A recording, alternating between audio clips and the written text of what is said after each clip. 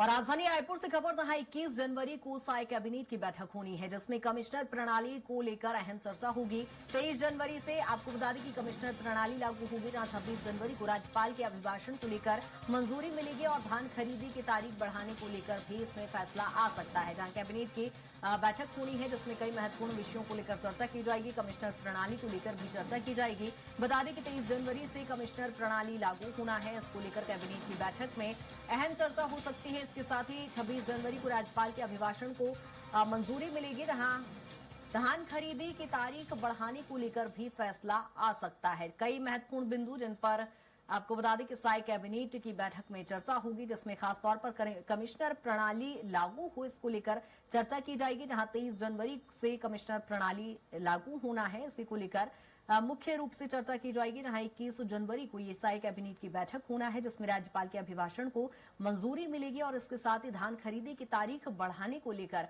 मुख्यतः इस बैठक में चर्चा की जा सकती है। यहां साय कैबिनेट की बैठक 21 जनवरी को होना है, जिसमें कई महत्वपूर्ण बिंदुओं पर चर्चा होगी। और ज्यादा जानकारी के साथ दिलीप हमारे साथ जुड़ गए हैं। दिलीप, साय कैबिनेट की होने वाली बैठक में कौन से वो विषय होंगे जो चर्चा अहम जिन पर मानी जा रही है?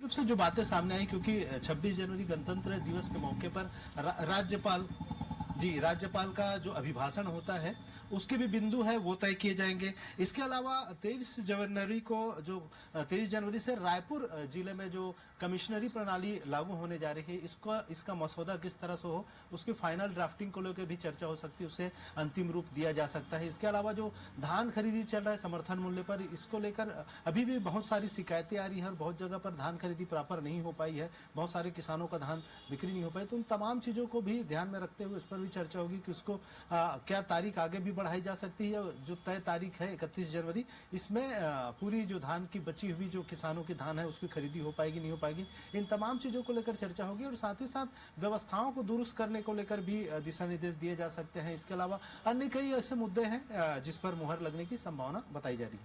जी बिल्कुल दिलीप, इसके अलावा धान खरीदी को लेकर जिस तरह से तारीखें बढ़ाने की जो संभवतः चर्चा मानी जा रही है, ऐसे में क्या माना जाए? सरकार चूंकि छत्तीसगढ़ में यदि देखिए एक बड़े फेस्टिवल के तौर पर धान खरीदी का जो महोत्सव पूरा होता है, उसको लेकर क्या संभवतः एक सकारात्मक हमें रिजल्ट उसका देखने को मिलेगा कि तारीख सरकार बढ़ा दी जाएगी सरकार की ओर से?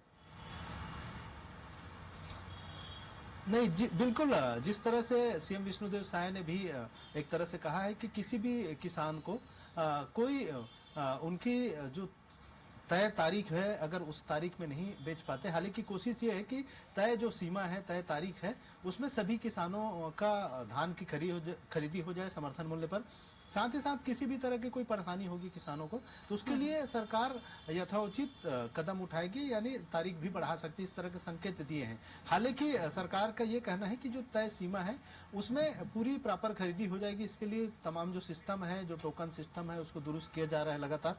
और साथ ही साथ तमाम जो धान उठाव के मिलिंग के लिए जो धान का उठाव होना है खरीदी केंद्रों से, और दूसरी जो कार्यवाही है वो भी तेजी से जारी है, ताकि समय पर धान का उठाव हो सके। और जो धान खरीदी का एक लक्ष्य है और एक तय किया गया है कि सभी किसानों का जिनका रजिस्ट्रेशन हुआ है, पंजीयन हुआ है, करीब 26 लाख से अधिक किसान हैं, तो सभी किसानों का तय समय में धान की खरीदी हो जाए, ये सुनिश्चित किया जा रहा है। अगर इस बीच जो तय सीमा है उसमें खरीदी नहीं हो पाती तो निश्चित तौर पर तारीख आगे बढ़ाने पर विचार की जा सकती है। ठीक है दिलीप, बने रहिएगा तमाम जानकारी के साथ।